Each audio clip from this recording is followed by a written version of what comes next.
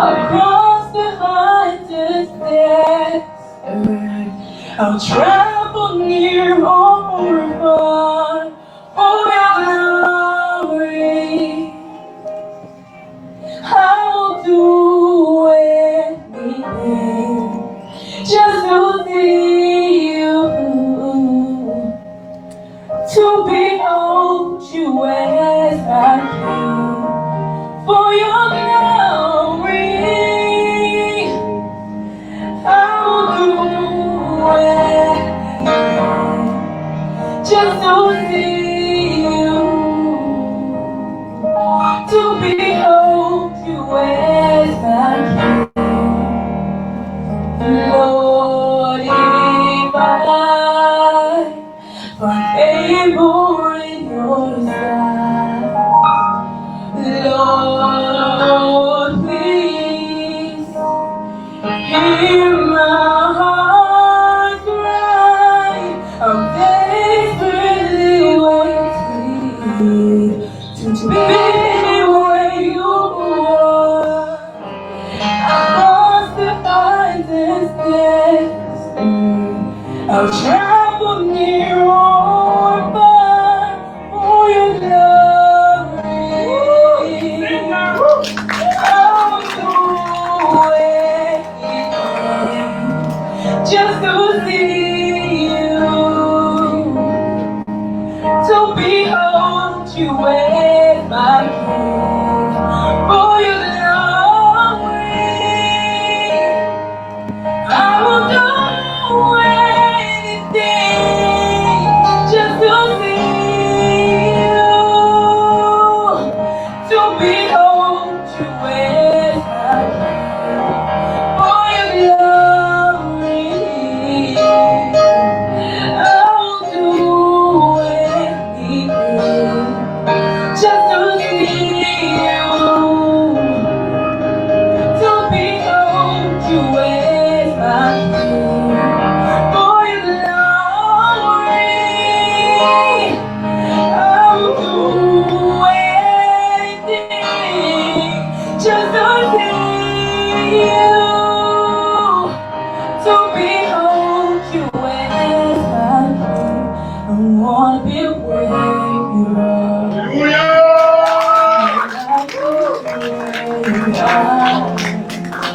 My hope is where you are.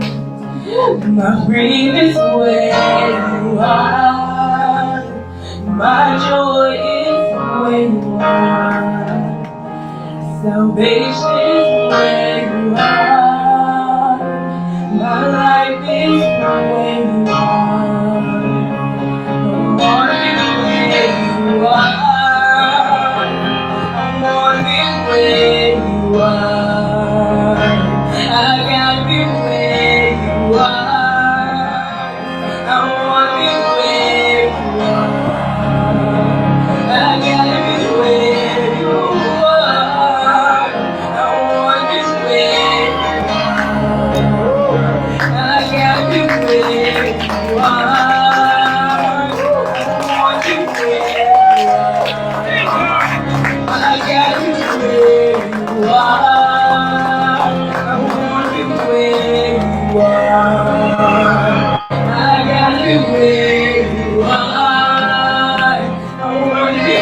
I gotta be where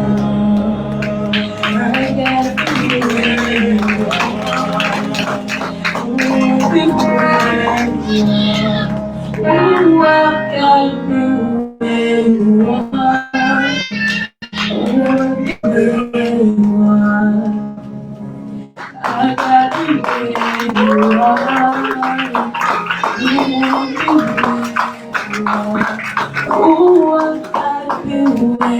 are.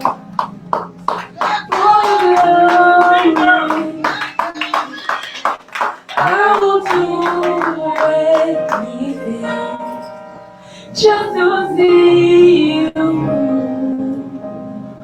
to behold you as my King. For your glory,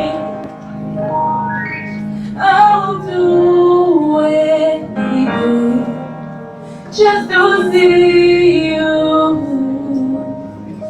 to behold you as my King.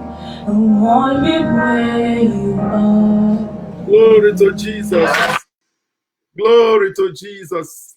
Glory to Jesus. Glory to Jesus. Glory to Jesus. Father, we bless you. We bless you. We worship you. We honor you. We exalt your name. Thank you, my Lord. Thank you, King of Kings. Thank you, Ancient of Days. Blessed be your name, oh God. Father, I want to thank you this morning for all that you have done. Thank you for your goodness. Thank you for your faithfulness. Lord, thank you for this hour of breakfast. Lord, the God, minister to us. We ask for your presence, abiding presence. In Jesus' name, amen. Good morning, friends and family. You're welcome to today's broadcast. This is Tuka Baribo here. As always, I'm here every Sundays, 8:30 a.m. and Wednesdays, 11 a.m. So it's always a pleasure to see you. You're welcome to today's broadcast. I'm sorry, I'm still battling with this software of a thing. So it's like things are not flowing that as I expected. I couldn't share the broadcast, but now I'm getting it. So, but you are welcome. I'm still trying to share this with the progress we get along. You are welcome to this broadcast, and it's always a pleasure. Do you know who was ministering in that song? Do you know who was ministering my song? That was my daughter. Glory to Jesus. God is good. God is good. My daughter was ministering in the song today. For your glory, we give God the praise. So, you are welcome to today's broadcast, friends and family. Sister Meba, thanks for joining. Sister Meba, that was my daughter ministering. Yeah, so I will use others' administration, but I also use my own because God is good. Glory to God. Glory to God. So today, I'm sorry that the broadcast, I don't know, is not showing on my website. It's not showing on my website, but God is good anyway. So I'll go ahead, with the broadcast. We are still on the series, Occupy Till I Come. Thanks for joining, Sister Chika. God bless you. We are still on my sister Chika.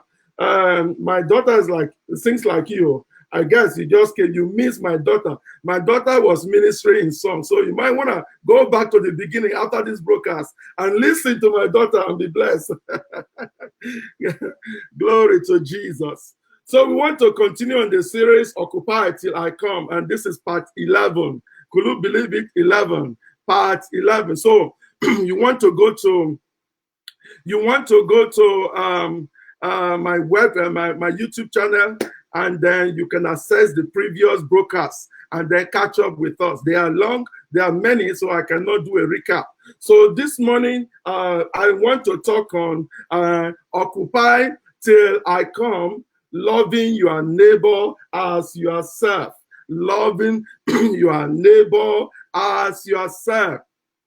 Occupy till I come, loving your neighbor as yourself. Glory to God. So who is your neighbor? Who is your neighbor? Everybody you see in the image of God is your neighbor. So this is one thing that that possibly have eluded us, that we have to be conscious about. God wants us to occupy till Christ comes, loving our neighbor as ourselves. I pray that you will pay attention to this message today, and not only pay attention, think about it afterwards, and reflect on yourself. Are you really obeying the commandment of God? Are we really, doing what God wants us to do? Because, as we go on, you will understand there is no other thing more than these things that I want to talk about today. The first and the second, loving your neighbor as yourself. So as we live your life, you are occupying for Christ. you are occupying, living in expectation of the coming, of returning of the Lord Jesus. You are left here to love your neighbor as yourself. Everybody deserves to be loved. You know, I don't know if you have seen anyone that don't like to be loved, that don't want to be loved. Sincerely, everybody deserves to be loved. Olayinka Emmanuel, thanks for joining. Plutonic Tugber, thanks for joining. You guys come late. You need to go back to after this message and listen to my daughter. My daughter was ministering today. Glory to God. Yes. So everybody deserves to be loved. So the issue of love is very huge. It is a solution to all human problems. Believe me, the love issue, the issue of love is a solution to all human problems. Every problem you see on earth is a problem of love. So if you know, love is a solution.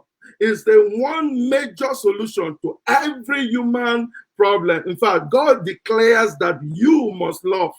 We must love.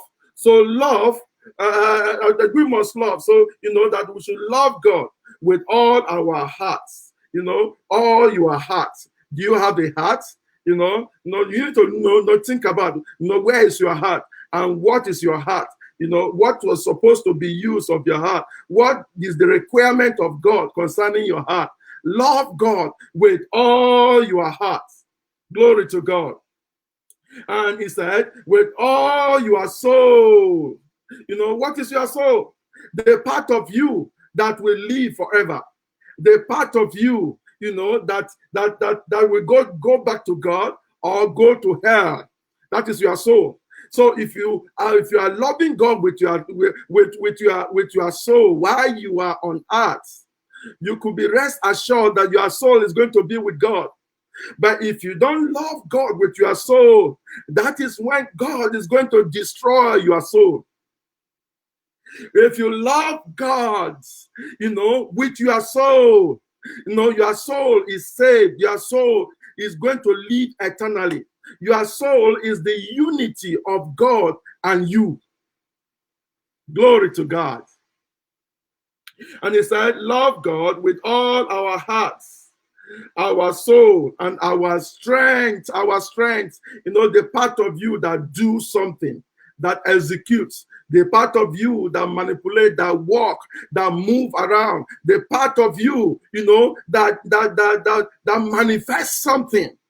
So God required that we should love him with all our hearts. We should love him with all our soul. And we should love him with our strength. Glory to God. And again, God requires that we should love our neighbor as ourselves. Glory to God. So your brother or sister in the image of God is your neighbor. So we want to look at these things as we look at the scripture. You know, occupy till the master come, loving your neighbor as yourself. This is very important. It must not be taken for granted.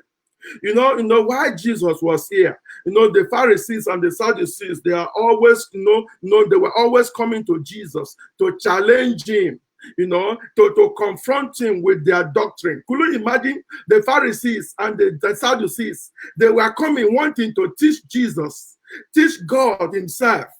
They were coming with their doctrines, you know, with their understanding of the law of Moses. And this very time, this very incidents, you know, the Sadducees have this belief, you know, that there is no resurrection. There is no resurrection, and that is the doctrine they are propagated. So they confronted Jesus, you know, by trying to tempt Jesus and asking Jesus, you know, by bringing the issue, you know, from the law of Moses. When Lord Moses said that if a man marries, you know, if a man marries and dies and did not bear any children, the brothers of that man, you know, will take over that woman. Could you imagine? That is so archaic. So I marry a wife. So, and I didn't have any bear a child. So my brother and my brother will, if I die, my brother will not take over my wife. How does that sound to you? Thank God, you know, that law is abolished. So they came to him. Hey, this man, Moses said, if somebody married and he died without bearing children, his brothers will take over the children. So there is this man that has 7 children and the 7 brothers. So all the 7 brothers came and had and married this woman one after the other when their brother died, and the whole 7 died. So they want to tempt Jesus on resurrection. Which of them is going to be the husband of the woman? So Jesus, silenced them by telling them, you neither know the word of God, or know the truth, that on the resurrection, there will neither be marrying or giving of marriage. We are going to be like angels. So the Sadducees were silenced. They were silenced and they went back in shame. So when the Pharisees saw that there's Jesus silence, the Sadducees, they come with their own question. And that's why we want to talk about occupy till the master come, loving your neighbor as yourself. So Matthew chapter 22 from verse 34 to 40. Let's see what the Sadducees came forth, to tempt Jesus again, with after Jesus silence, the Sadducees. Verse 34 says, when the Pharisees heard that Jesus had silenced the Sadducees, they came together. And one of them, a teacher of the law, tried to trap him with a question. Teacher, he asked, which is the greatest commandment in the law? Jesus answered, love the Lord your God with all your heart, with all your soul, and with all your mind. This is the greatest and the most important commandment. The second most important commandment is like it. Love your neighbor as you love yourself. The whole law of Moses and the teaching of the prophet depend on these 2 commandments. Glory to God. So the Pharisees, they come to Jesus and they're asking, what is the greatest commandment? What is the greatest commandment? And Jesus replied to them that they must love the Lord God with all their heart, with all their soul, with all their mind. And he said, this is the greatest and most important commandment. Could you imagine? There is no other thing that is important to God than you loving him with all your heart. To dedicate your heart to loving God.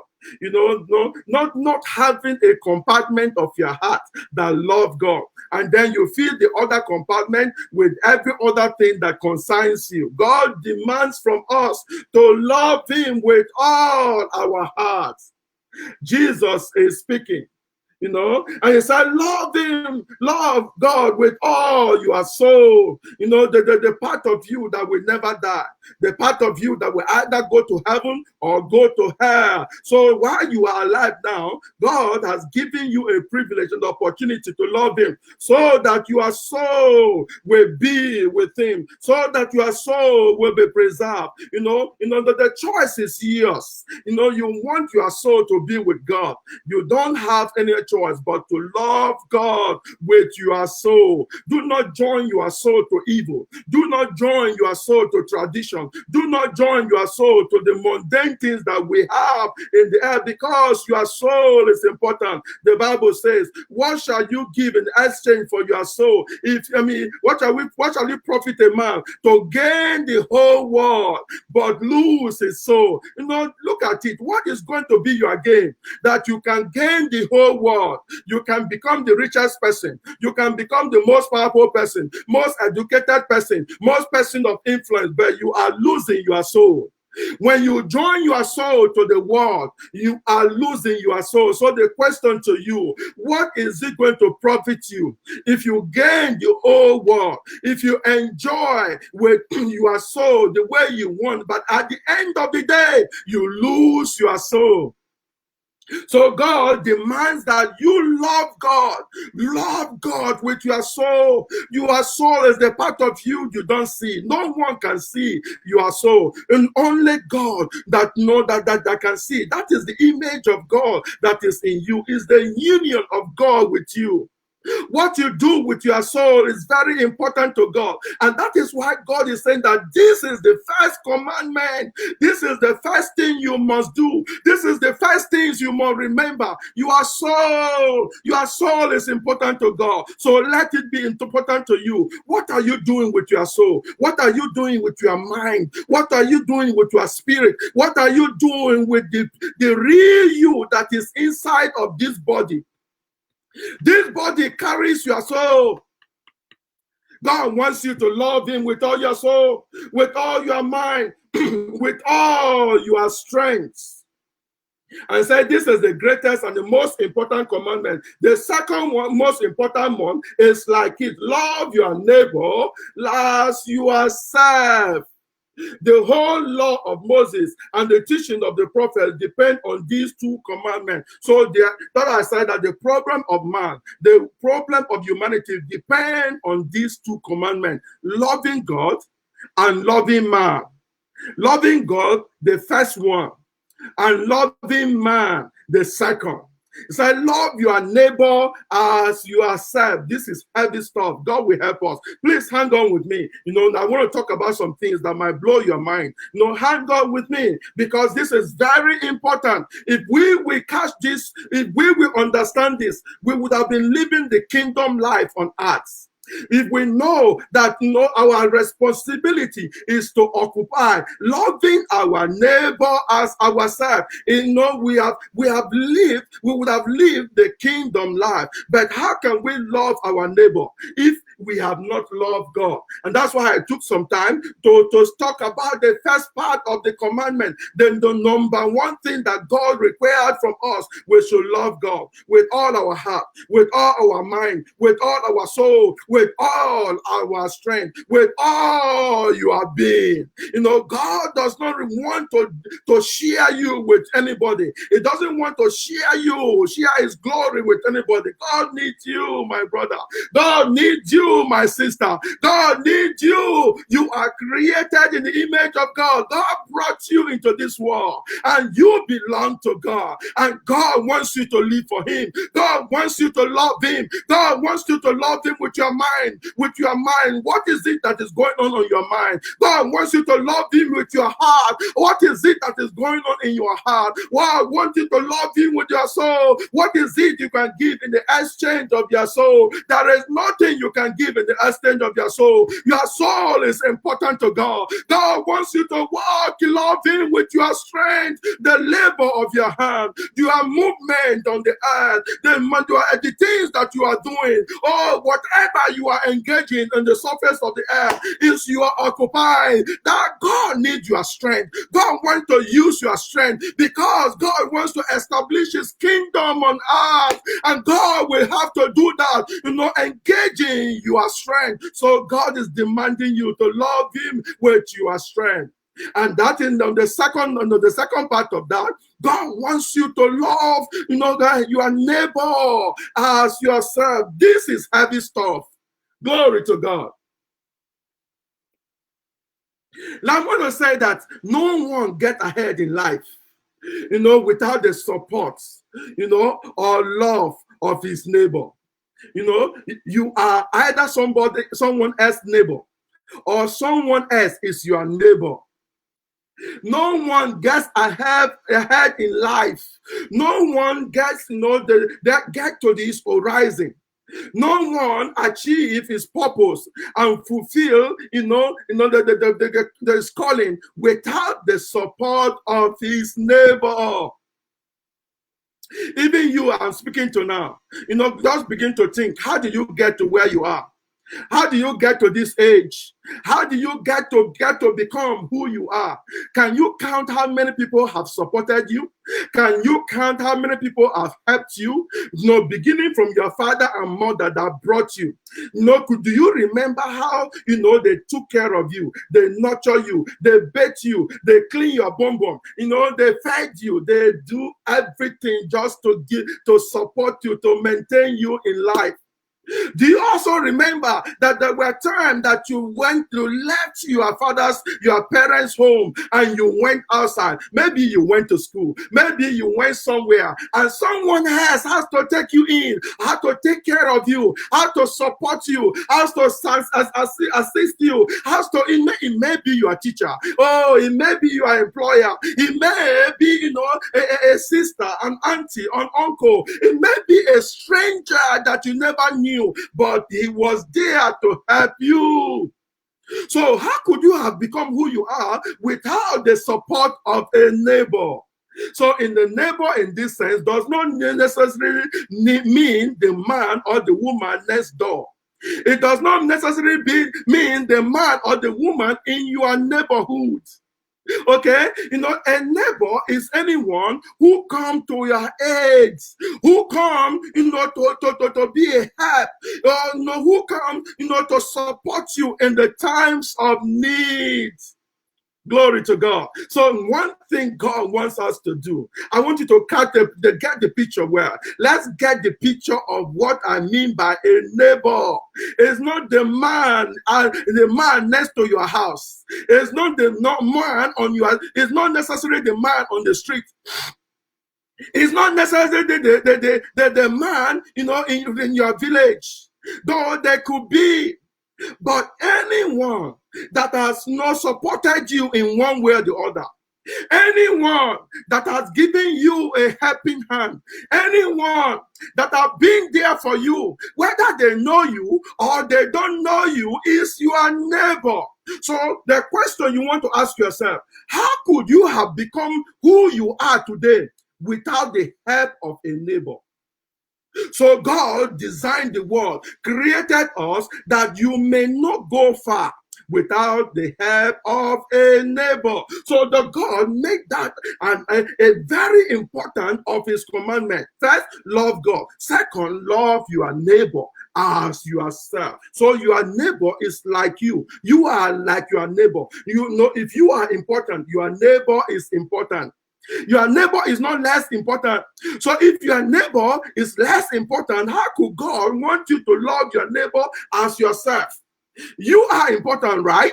If you are important, you love yourself. God also wants you to love your neighbor because your neighbor is equally important. Glory to God.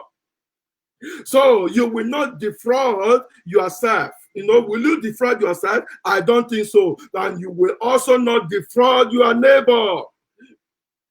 You will not be a parasite on yourself. You will not eat from yourself. You will not destroy. You will not suck out of yourself. So you will not also be a parasite on your neighbor. It is both ways. So either you are somebody's neighbor or somebody is your neighbor. And we are saying that you will not be a parasite. You will not be a liability to yourself. And you also will not be a liability to your neighbor. So some people, will hide under the disguise, the deception, that I don't have, I am less privileged, I am not rich, I am poor, and then we make ourselves a burden to others. We make ourselves a burden to others. That is not necessarily loving, loving your neighbor. That is not loving your neighbor. Loving your neighbor, means, that you are there for your neighbor. And whether you are poor and whether you are rich, everybody should be there for one another. I will be there for you in my capacity, and you will be there for me in your capacity, because the commandment applies to you too. God wants you, whether you are poor, whether you are low, whether you are disadvantaged, to love your neighbor as yourself. So you want to say, you want to see, you are connected with somebody that has a business, and you are poor, you don't have a privilege. How does God want you to live? God wants you to be there for that person that is striving or that is doing something, in his business. You support him, not to dupe him, not to destroy him, not to no steal from him. Why? Because you are neighbor. If you are someone's neighbor, you will be there, to support, to help their brother that is doing business to succeed. But you are not his neighbor if you are stealing from your brother. If you are not his neighbor, you are depending on your brother in such a way that you are bringing your brother down instead of lifting him up. But your brother, in as much that you are supporting him, your brother in turn is also known, you should also understand that you are his neighbor and you are less privileged and you don't have, and he will think of what to do for you to bring you along with him, to bring you out of your own state, to help you to become who you need to be. God wants us to be our neighbor, to love ourselves as we love our neighbors. Glory to God. So you don't destroy your own business. Will you destroy your own investment? Will you take away? Will you steal from yourself? No, you will not steal from yourself. So when you have a neighbor, you will not steal from, your neighbor. This is very rampant because, for those of us that are in the diaspora, that are in the Western world, that are in America, Europe, Australia, and others, sometimes we come home, we want to do business. We say, open a shop for us, or we buy a motor vehicle and we put it out there because we want to be of blessing. And we will not give it to you, a brother, a sister, a friend, who is our neighbor. Because we give it to you because we see you as our neighbor. But how does the commandment comes in here? The commandment comes in when you take the opportunity that is given to you and grow it and take it as your own. You love your neighbor as you love yourself. You handle that business. You handle that investment the way you would have done if it were yours. Oh God, may God give you revelation, understanding in this thing that I'm saying. Because if we get it right, our society will be right. If we get it right, we will be building the kingdom of God. If we get it right, then the righteousness of God, the glory of God will be revealed in our land. So you will not steal from yourself. So you cannot steal from your neighbor. You will not kill your own business. So you cannot kill the business of your neighbor. God said, love your neighbor as yourself. Glory to God. Glory to God. You will not starve or deny yourself. So you must not starve or deny your neighbor. And for those of us that are in authority, you are made a governor, you are made a chief, you are made a supervisor, you are put in charge of one project or the other. And what belongs to the people is expected that you will give to them, because their livelihood, their survival depends on what they are supposed to get being an employee or partaker in that project. So in the event that you will not pay them, that you will not give that which belongs to them, you are taking from them. You are denying them their right. You are making them vulnerable and susceptible to many temptations of the enemy. So the God said, love your neighbor as yourself. Will you not pay yourself? Will you not give yourself the right, the salary, the enumeration, the compensation that you deserve? Will you not give to yourself? So if you will give yourself, why will you deny others their compensation?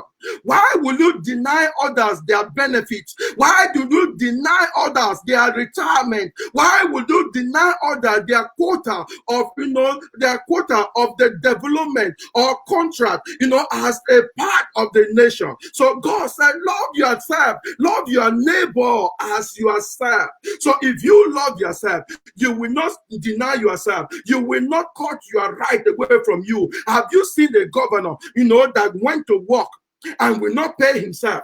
But we want to pay others. No, even if he cannot pay others, he will want to pay himself. But God saying, occupy till I come, loving your neighbor as yourself. So if you must pay yourself, governor, if you must pay yourself, senator, if you must pay yourself, chairman, also you must pay the ordinary citizen. You must pay them no matter what. If you must get your own salary no matter what, you must also pay them no matter what. Because God said, love yourself, love your neighbor as you love yourself. Are you important? Yes, you are important. So is your neighbor. Your neighbor is equally as important. Let's get this thing well. Let's get this thing in our brain, in our mind, because this is kingdom living. This is how God wants us to live, loving our neighbor as ourselves. Dr. Samuel Chan says something in his book. I read his book, and it's very interesting. He said the effectiveness of a leader or any individual depends on the person or persons who are supporting him. The effectiveness, your effectiveness as an individual depends on the people that are supporting you. Their effectiveness as also an individual depending on whoever that is supporting you. So if you have a good support system, your effectiveness, your progress, your prosperity, is reassured.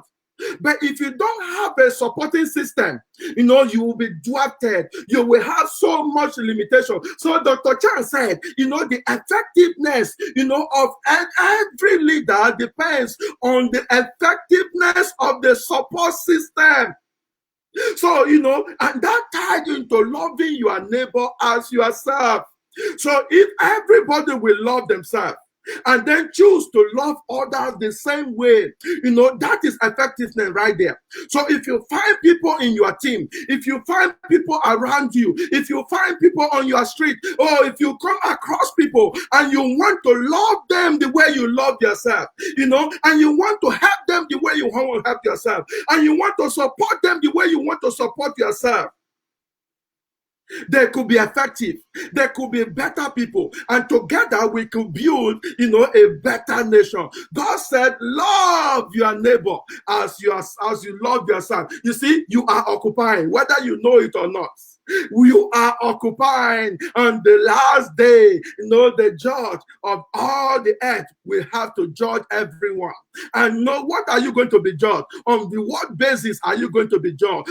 It's going to be a basis on, whether you were a good neighbor or not. Whether you have been a good support system or not, whether you have lived,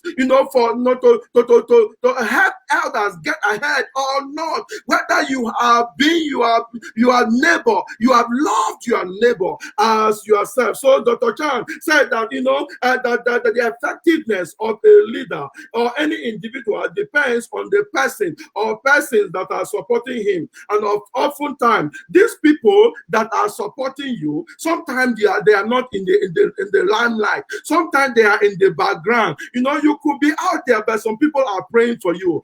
There's sometimes are the people that you don't know, are strangers that come along and give you a helping hand and support you and not think about you and put things in place, so that it will be well with you. Could you imagine if every one of us can understand this and begin to live our life doing the same? So sometimes we don't know these people that are supporting us, that are helping us, that are being there to do, but God knows them. God knows everyone. God knows those who are in a circle, that are helping you. So Dr. Chan said he got this thought, this idea from watching a painter, a painter that put a ladder and he climbed that ladder to the third story of the building. And that ladder, and they climbed that ladder, and the painter was able to paint the houses. He's painting the houses, so he stood afar and began to look. What is helping this guy? What is holding this guy? What is sustaining this guy at that height? At that height, this guy is, and he's painting. He stretched forth his hand, and he can paint this far. He stretched forth his hand, and he can paint this far. That painter is painting that building. He's painting, doing that work. Why? Because he is standing on a ladder. That ladder is a support system. And sometimes, he looked down, and the ladder is so long because it's a 3-story building. It's an upstairs, up to the third level. It's so long, and he's wondering, how can this ladder keep this man in this height? Who is holding the ladder? He could not find it. He could not see the people holding the ladder because this is way down there. So sometimes the people that are supporting you, that are your neighbor, they are your neighbor from far. And then you may not see them, but God knows them. And sometimes you are also supporting others from far, and you are sustaining them. You are helping them. They may not know, but God knows. And the God that sees in secret is able to reward every one of us. You could imagine, occupy till the master comes, and be your neighbor, and love your neighbor as yourself. If you love your neighbor, you want to support your neighbor. If you love your neighbor, you want to give your neighbor a helping hand. So Dr. Chan said, he come to a conclusion that, look, this man was able to paint the top story of this building because of the support of that ladder.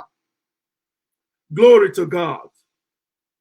Who wants to be a ladder for someone that they may do their work, that they may do what God has called them to do? Who wants to be a ladder for that brother, for that sister that is struggling, that he may get ahead? Who wants to be a ladder, to that individual, that is limited because of finances? Or who wants to be a ladder for that community that is suffering because there are no roads, because there are no water, because there are no electricity, because there are no medical, no hospitals. So the community is dying. Who wants to be a ladder? Who wants to love his neighbor as himself? Could you imagine what else could you be doing if you will not love your neighbor as yourself? What else, brother? What else, man of God? What else, woman of God? What else, leader, that could you be doing if you will not live to use your office, to use your position, to use your strength, to be a ladder, to support the one in your community, to support the people in your constituency, to support the person in your family, to support the person that the Lord brought to your attention so that they can do their life. Could you imagine? Dr. Chan saw it well. That painter that is on the third building outside, and he climbed that ladder, and he was there, and he's painting the house. He's able to do that because of the support of the ladder. So the ladder will not let him go. If the ladder let him go, he will fall down and die. And he may not be able to paint the third story of that building. He can only do that with the support system. Glory to God. So God designed our words that we will live to support one another. We may be in different capacity. But we should use our capacity not to enslave the people, not to take away from the people, not to abuse the people, but to love the people the same way we will love ourselves.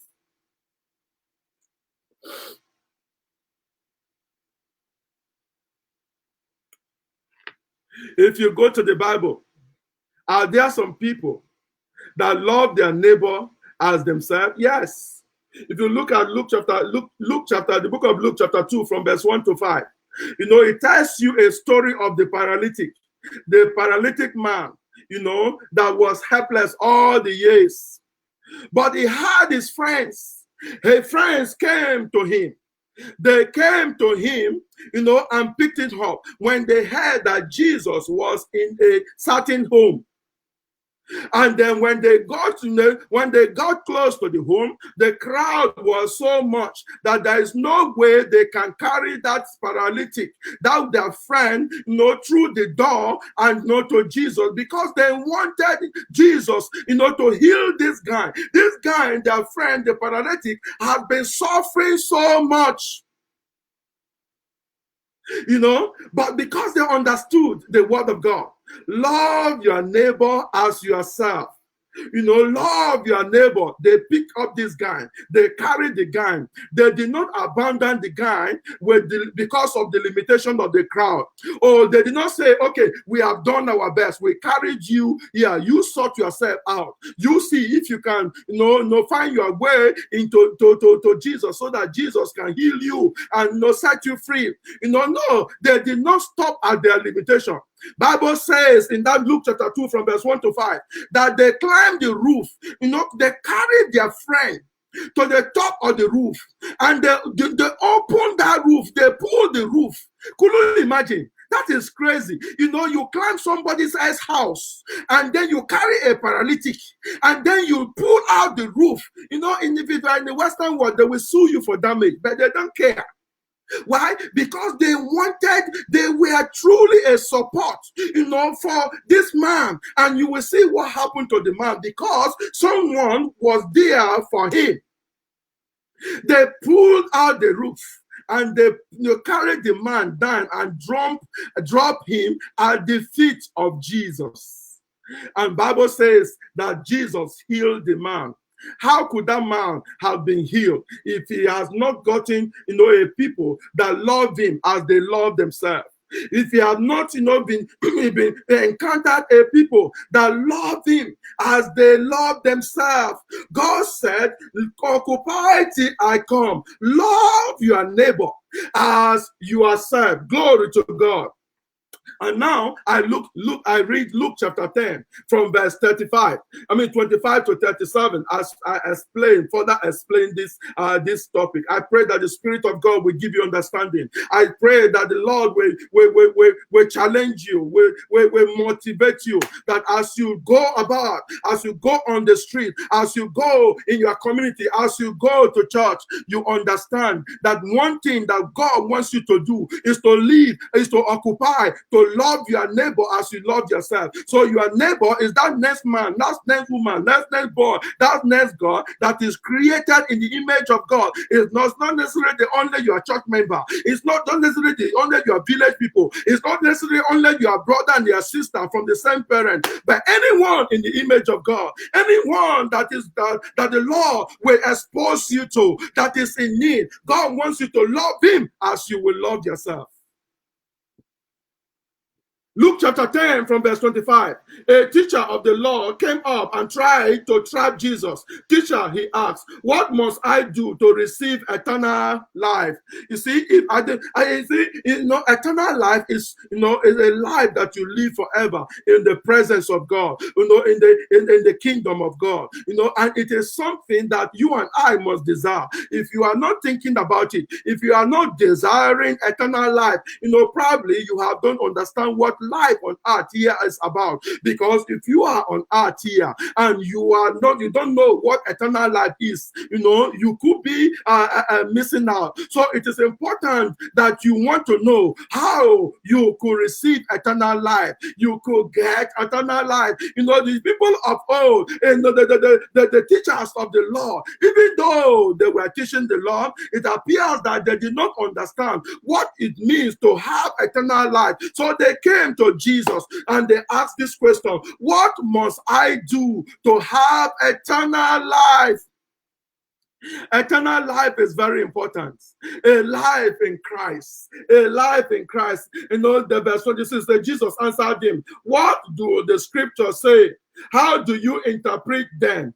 So it's based on what the gospel said. It's based on what the word of God says. So what does the word of God say? So as we live occupied, we must pay attention to what the word of God say, not what a man say, not what a religion say. What is the word of God? Jesus is always asking that people, bringing the question back to them. What does the word of God say? It is what the word of God says that matters. It is what the word of God says that matters, people.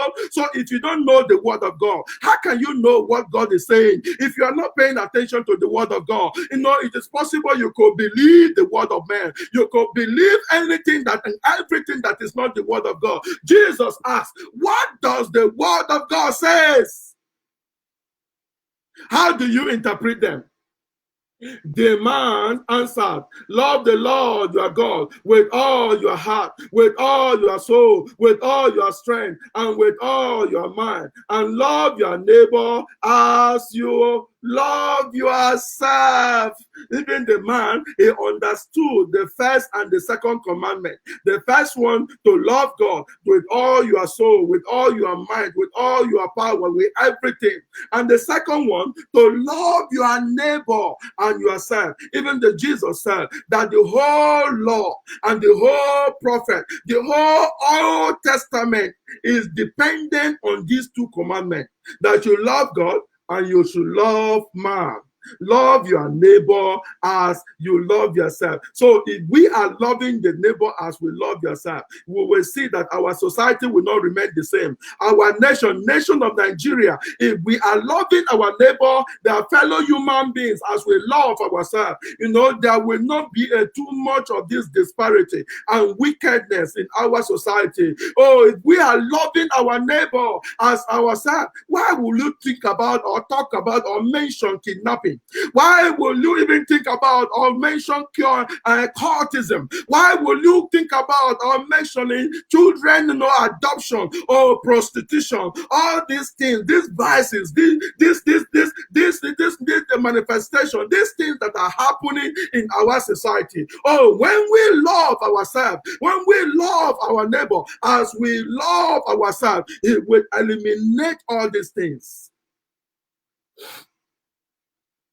He said, Jesus said in verse 28, you are right. Jesus replied, do this and you will live. Do you want to live? Do you want to live? Do you want to live? He said, do this and you will live. So we are talking about occupy till the master come. Loving your neighbor as yourself. You hope to live. You hope to meet with Jesus when he comes again. You hope to, be in glory with Jesus. Do this. Love your neighbor as you love yourself. He said, do this and you shall live. Jesus answered, verse 29, but the teacher of the law wanted to justify himself. So he asked Jesus, who is my neighbor? So you want to know who is your neighbor? The story is here. Who is your neighbor? The story is here. Who is your neighbor? Jesus answered, there was once a man who was going down to Jerusalem to Jericho when robbers attacked him, tripped him, and beat him up, leaving him half dead. It so happened that the priest, which is the pastor, was going down the road. But when he saw the man, he walked on by on the other side. Jesus now started giving a story describing who the neighbor is. He said there was a priest, there was a pastor who was going on a journey, and they saw a man that was left half dead. The armed robbers have attacked him. He saw him. He saw this man, but he walked on by without considering, without no sympathy, without no compassion, without paying attention to what may have happened to him. It happens even in the Western world. We will see people that are being attacked, and you will see passerbys, people standing by. The most they can do, they will pick out their phone and begin to put camera That is what they can do, the most they can do. They will pick out their phone and begin to do camera, to put everything on camera. But they will not come close to lift a hand, to give a helping hand, or to rescue and to save, the situation, or save the day. God wants us to live occupied till he comes, loving our neighbor as ourselves. This priest saw the man half dead, that was robbed, and beaten and left half dead on the way. He saw the man and he went on by.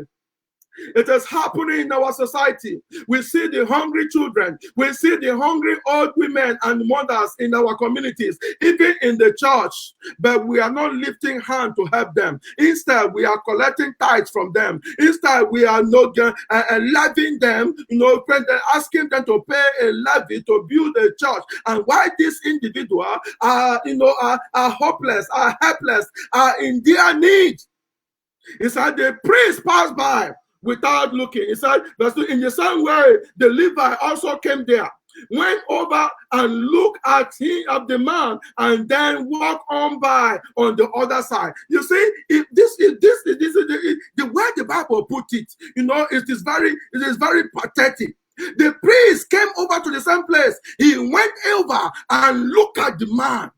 He looked at the man like this. Koro koro. He did not stay aware. He didn't just hear from him. He said the priest also came by. He went over to see the man and then walk away. How many times have we come across a man, a woman, a boy, and girl in need, and we turn our back and walk away? The Bible says that we should live occupied till the master come, loving our neighbor as ourselves. Put yourself in the shoe of the person. What would you have wanted? What would you have desired people to do to you? So if you see people in the situation, it is okay to do to them. What if it were you would have desired, people to do to you? God wants us to be the support system. We need to be, about supporting one another in our capacity, because that is the commandment of God. He said, but a Samaritan who was traveling that way came upon the man, and when he saw him, his heart was filled with pity. Did you notice the difference between the Levite and the priest? The Levite and the priest, they came close to the man and they walked away. They did not feel anything, no sympathy, no empathy. They did not feel the sense of any responsibility. It was not their business. In fact, they may have accused the man. Oh, this wicked man. If it will not because of their wickedness, would this thing has happened to you? They may have accused the man. They did not feel any sympathy in their heart. And yet God said, you must love the Lord your God with all your heart. But look at the difference between this man and the Samaritan. Bible said that the Samaritan came by and he saw the man. But what happened to him? He felt sympathy in his heart. He felt sympathy in his heart, and he went over to him, poured oil and wine on his wound, and bandaged them. Then he put them on the man to put the man on his own animal and took him to an inn where he took care of him. The next day, he took out 2 silver coins and gave them to the innkeeper. Take care of him. He told the innkeeper, and when he came back, and when I come back this way, I will pay you whatever else you spend on him. And Jesus concluded, in your opinion, which one of these 3 acted like a neighbor toward the man attacked by the robbers? The teacher of the law answered, the one who was killed was kind to him. Jesus replied, you go, then you go, then do the same. You go and do the same. Do you see what we are talking about? Occupy till the master come, and take care, loving your neighbor as yourself. Jesus now replied this man. When Jesus finished with the story, he came back to the teacher of the law and asked him, among these three, who acted like a neighbor? Oh, so you want to reflect on yourself. Are you acting like the neighbor of that man, of that woman, of that boy, and that girl that you have come across in a situation, in a circumstances? Are you acting like a neighbor? Because if you are not acting like a neighbor, you are not occupying for the master. You are not obeying the commandment. But when you see someone that is in need, when you see somebody that needs attention, when you see somebody or a situation, that requires attention, you don't pay a blind eye. You don't not be indifferent. Let there be a compassion stirred up in your heart, because you are supposed to love God with all your heart. Let there be a pity stirred up in your heart, because you want to put yourself in the situation, just like the good Samaritan. So Jesus asked, who acted like the neighbor? So are you acting like the neighbor? And when the teacher of the law mentioned the man that showed kindness, Jesus said, go and do the same. He said, go and occupy till I come. Do you want to know how God wants you to live your life for the kingdom of God? Be your neighbor. Show compassion, show pity, love God with all your heart. Take responsibility, for the situations and circumstances that people are in. Oh, use your position, use your position, to alleviate the suffering of people. Oh, use your resources to wipe away tears. Glory to God. I bet you, if you will do that, if I will do that, if all of us will do that, God is going to take the glory. So what is love? What is love? Love is many things to many people. So love is commitment to God. Love is commitment to God. Oh, there is no way we can have the love of God without you being committed to God. No, we have to live in our life, being committed to God. So what is love? Love is caring for another. Love is caring for another. The story of the Good Samaritan is a clear analogy of how we ought to live our life, caring for another, taking responsibility, showing compassion and pity upon the others. Love is taking responsibility. If you look at Luke chapter 10 from verse 7 to 13, Jesus called himself a good shepherd. And he said, beside him there are those who are howling. The hireling does not take care of the sheep. The hireling will see the wolf or danger coming and pick race and run for his life, because the sheep does not belong to him. But Jesus is not like that. Jesus is the good shepherd. He stands by the sheep and protect the sheep. He takes good care of the sheep. God is Jesus. It does not take away from the sheep, but he helps the sheep to grow. He nourishes the sheep. He sustains the sheep. So, not a good shepherd, a good citizen will take responsibility and take care of things that need to be taken care of. This is the gospel of the kingdom. The gospel of the kingdom requires you to take responsibility. God redeemed you, and also God is redeeming the land, and God is doing that through you. And God is saying you must love your neighbor as yourself, because by so doing, you are bringing the kingdom of God to your neighbor. You are saving the life, and you are supporting the life. You are helping the life to live, for his maker. So love is working hard. If you look at Proverbs chapter 10 from verse 10, from verse 3 to 23, it talks about so many virtues that we ought to manifest on a daily basis. And manifesting the virtues and the principles of God is hard work. So as we wait upon the Lord, as we depend on God, as we apply ourselves, to the doing what God required of us, is not an easy thing. It's not something that is mystical. It's something that is our choice. It's something that we are deliberate about. It's how we live a godly life. It's how we show the kindness and the goodness of God, of the Lord. But when we are lazy, we don't want to do anything. When they are lazy, we shift every responsibility. When they are ready, we think that we can only pray and let God come and do it. No, God is working through you. So God wants you to take responsibility. God wants you to work hard, because in your working hard, God is doing what He needs to do in our society. Glory to God. May the Lord help us.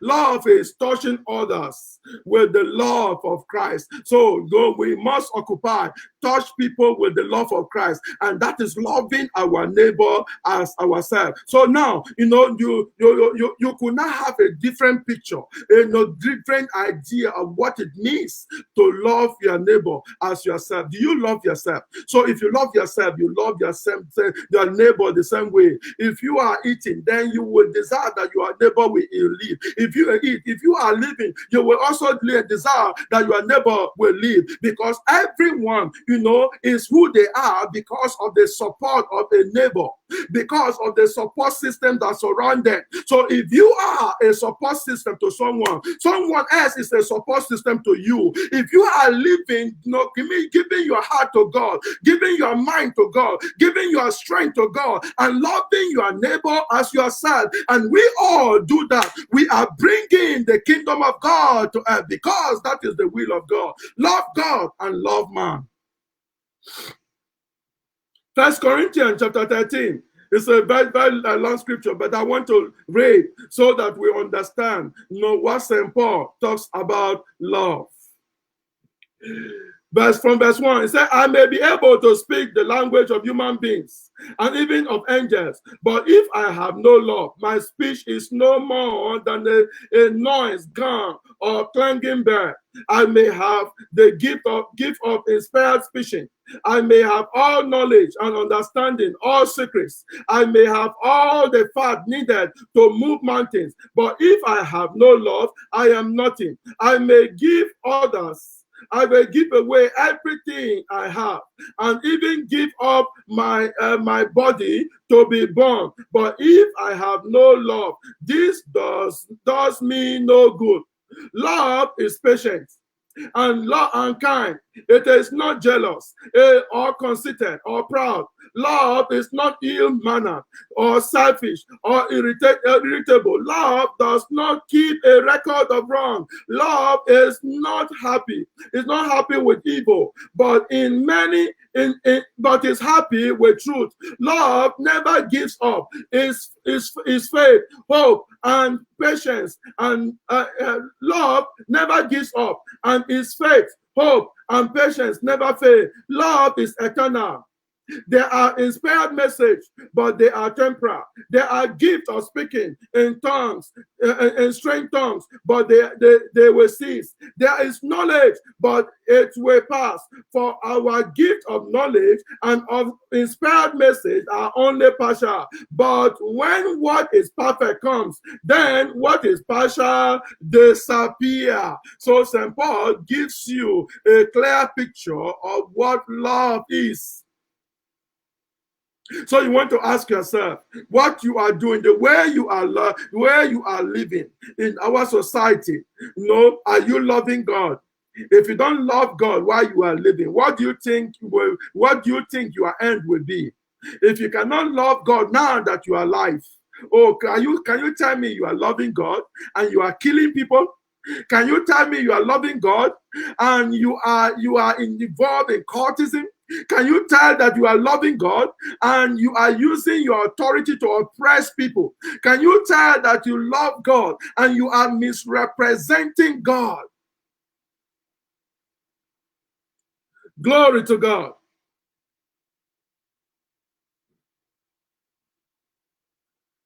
So you see, everybody is looking for something. Okay? Everybody is like there's a vacuum in us. There's a vacuum in us that has to be filled. There's a craving in our lives. So we go about, we are going from one place to the other, trying to be at peace with ourselves. You see, God created us in such a way that we cannot do without Him. That we cannot do without Him. We cannot do without His presence, His Spirit. So when we are wandering, when we are doing our thing, we have that vacuum within us. We have that vacuum within us. So you see, there are many things, that we do because we want to feel satisfied. We want to feel fulfilled. If you ask somebody that is smoking, that is smoking marijuana, or that is smoking cocaine, drugs, or even just smoking, they are doing that to satisfy, a kind of emptiness within them. The person that is drinking is also doing that to satisfy the urge within them. The person that is killing, that is doing money ritual, is also doing that to satisfy an emptiness within them. Everybody is looking for something. So people that are also going to church, they go to church too because there is something within them that needs to be satisfied, that need to be kept alive, to be preserved. We all are looking for life, but we may not all be looking for life in the right way or in the right direction. Nobody wants to die. We all want to have life. So we want to please God, or we want to do things that will put us in a good book, just like going to church, just like professing Christianity, just like, being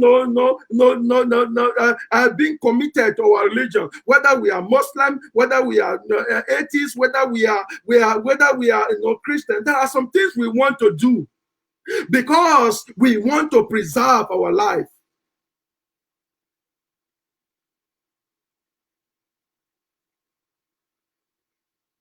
But when what we are doing is based on what we want, that could not be love.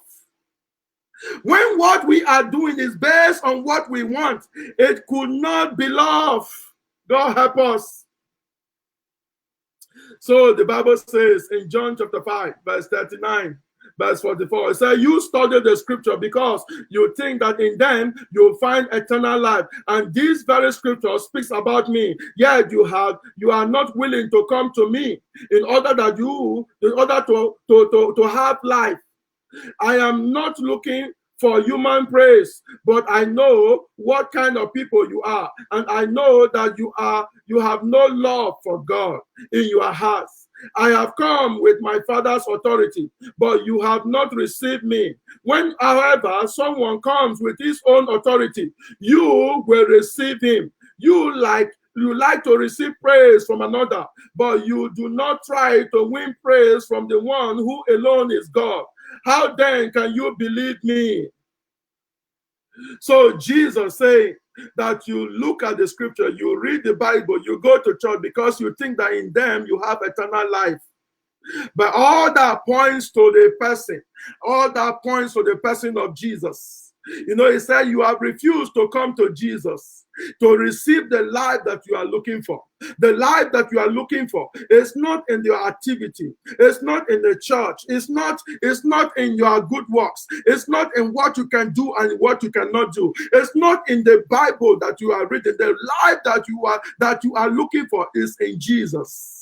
Jesus said, you have refused to come to me to receive the life. Jesus said, as many that receive him, he gave them power. He gave them that life. Eternal life is in you accepting Jesus as your Lord and your personal Savior. So as you receive Jesus, God is not commanding you to go and occupy till he comes. So 1 John chapter 5 from verse 10 to 12, it says, so those who believe in the Son of God have this testimony in their own heart, but those who do not believe God have made a liar of him, because they have not believed that God has said to his Son. This testimony is I'll read again. have made a liar of him, because they have not believed what God has said about his Son. The testimony is this, God has given us eternal life, and this life has its source in his Son. Whoever has the Son has this life. Whoever does not have the Son of God does not have life. Do you have the Son of God in your heart? It says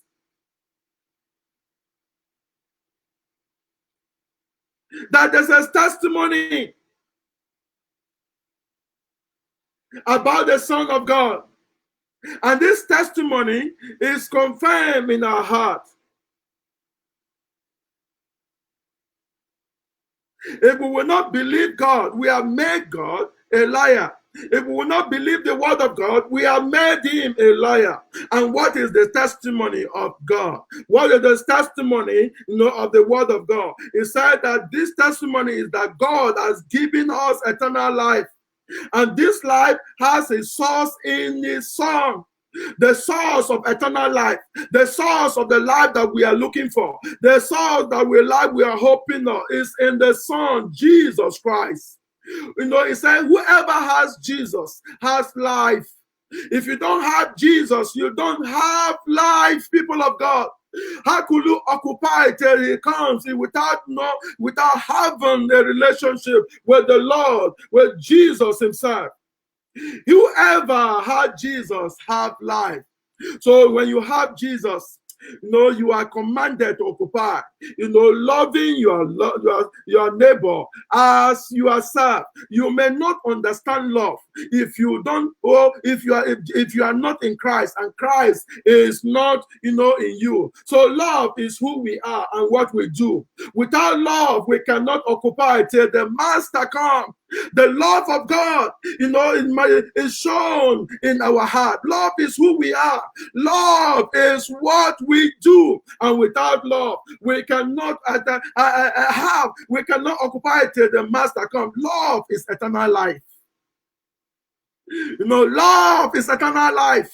Are you looking for eternal life? Eternal life is in love. Love, God is love. For God so loved the world that he gave his only begotten Son. Whoever believes in him will not perish but have everlasting life. So I want to close on this note. John chapter 4, from verse 7 to 12. It says, dear friends, let us love one another, because love comes from God. Whoever loves is a child of God and knows God. Whoever does not love does not know God, for God is love. And God shows his love for us by sending his Son, his only Son, into the world, so that we might have life through him. This is what love is. It is not that we have loved God, but that he loved us and sent his Son to be the means by which our sins are forgiven. Verse 11. Dear friends, if this is how God loved us, then we should love one another. Love your neighbor as yourself. No one has ever seen God, but if we love one another, God lives in union with us, and his love is made perfect in us. So love of God is made perfect in us when we love our neighbor as we love ourselves. So what can we do without love? Love is the problem of humanity. Oh, without love, we cannot occupy till the Master comes. God wants us to love, to live, to occupy until the Master comes, loving our neighbor as ourselves. So we want to look in the city of our city, do we find people loving, their neighbors as themselves? Because if they love their neighbor, they will not steal from their neighbor. If they love their neighbor, they will not violate their neighbor's daughter. If they love their daughter, they will not be carrying gun around and looking for, who to oppress. Those looking to doing courtesy in our community. Ask yourself, do you love God? Those not doing money ritual. Ask yourself, yourself, do you love God? Those defrauding people in the name of a pastor, in the name of a bishop, in the name of a prophet, are you loving God? Those that you are feeding yourself fat on the tithe and offering of the poor, the tithe and offering that is supposed to be meant not to use to take care of the poor, the widow, and the strangers, but you are feeding fat, and you are and getting all that you can get, sending your own children abroad to teach and give them better opportunities. You are becoming richest people in the whole world. Why the people under you are suffering? Do you want to ask yourself, do you love your neighbor as yourself? Then we love our neighbor as ourselves. That is the only way we can bring the kingdom of God to bear in our world. Occupying till the Lord comes. Loving our neighbor as ourselves. I want to pray that Lord will give you understanding in this message. It's not to judge you, but to bring to you that awareness that you are the very essence of your living. The very reason why you are alive is for you to love your neighbor. So you don't have to pass by. You don't have to look away from that situation. You don't have to make yourself dependent on others because you think you are less privileged. No matter who you are, whether you are poor or whether you are the franchise, whether you are a man, whatever you do, you too are supposed to obey the commandment to love your neighbor. So that rich man is your neighbor. So you will deal with him and you will treat him like you will treat yourself. Not to steal and to embezzle from him, not to kill him, and not to bring down whatever he might choose to commit into your hands. Father, I want to thank you for this word. I thank you for as many that will listen to this word and that will apply this word and they will live this word. I thank you, Lord, for the Spirit of God that has gone forth to challenge our heart, to awaken in us, that as we will live occupied till the Master come, loving our neighbor as ourselves. Father, I pray that you will expound this word in our spirit, oh God. Oh, may we awake, oh God, whether we are the people in authority, whether we are the religious leaders, whether we are, just a ordinary citizen, whether we are the politicians, or whether we are, the local leaders, whoever we are, that we will understand that we need to live loving our neighbors as ourselves, occupying till the Master come, not committing to loving the neighbor as we will love ourselves. So help us, Lord. Let your will be done. Thank you for this broadcast. For as many that are going to listen to this broadcast on the later time, we give you all the glory and honor. In Jesus' mighty name, amen. Glory to Jesus. Glory to Jesus. Thank you, friends and family, and all of you that have joined this broadcast today. Please, let's share this broadcast. Please share. Someone else needs to hear this message. No one else needs to be awakened by the revelation in this message. Someone else needs to hear God speak to them, that we will understand that we are living and we are occupying when we are loving our neighbor the same way we love ourselves. As we love our children, we also love the children of the other of our neighbor. Who is our neighbor? Their neighbor is not necessarily the man next door or the woman next door or that church member or that community member. Your neighbor is anyone that is exposed to you, that is in need, that is in a situation, that is in difficulty, or that need help. We all can be a ladder that's some to support someone to do what they need to do. May the Lord help us. So thanks, friends and family. All of you that joined today. Chika, thanks for joining. Mabel, thanks for joining. Olayinka, Emmanuel, thanks for joining. Plotone, thanks for joining. Saka Agedonu, thanks for joining. Vivian, Etop, Eddie, thanks for joining. And others, I don't see your profile. I want to thank you for joining today. Please, let's share this broadcast.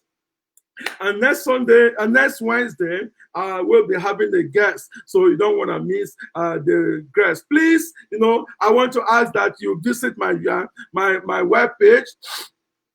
my website, and then there are some things, a lot of things you can find there.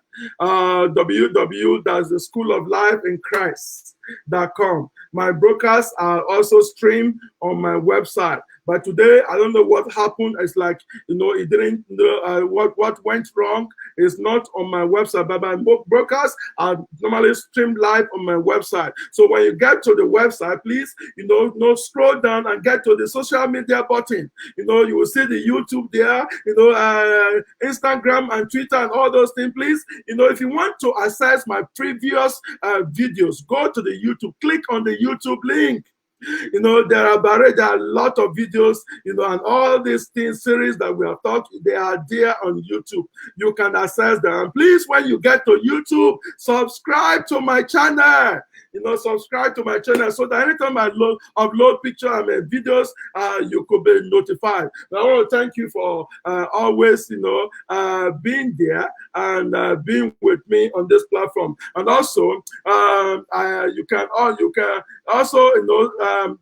visit my Facebook page.